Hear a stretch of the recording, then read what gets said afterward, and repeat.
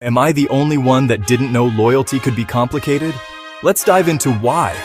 Loyalty is often seen as a straightforward concept, but when it comes to loyalty to one's country versus loyalty to its government, things can get a bit murky. Think back to the American Revolution. It was a time when the lines between loyalty to country and loyalty to government were clearly drawn. Colonists were loyal to their country but rebelled against an oppressive government. They believed in the ideals of freedom and self-governance, which their government at the time did not represent. Fast forward to today, and we see similar sentiments worldwide. People are still fighting for their rights and freedoms, often against their own governments. From protests in Hong Kong, where citizens are demanding greater autonomy and democratic rights, to the fight for democracy in Belarus, where people are standing up against authoritarian rule, people are showing discernment in their loyalty. They are choosing to support the ideals and values of their country, even if it means opposing their government. But why is this important? Why should we care about the distinction between loyalty to country and loyalty to government?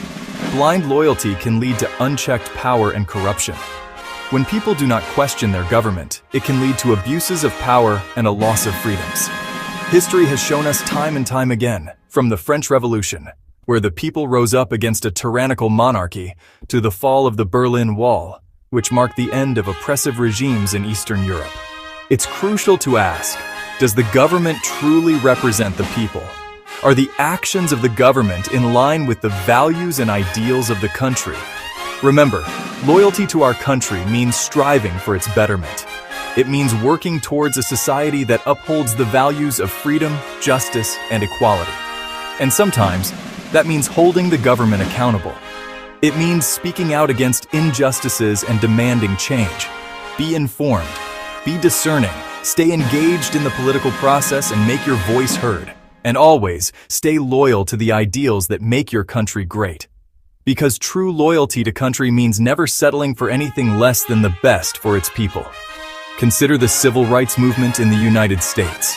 Citizens were loyal to the country's promise of equality and justice, even when the government failed to uphold these principles.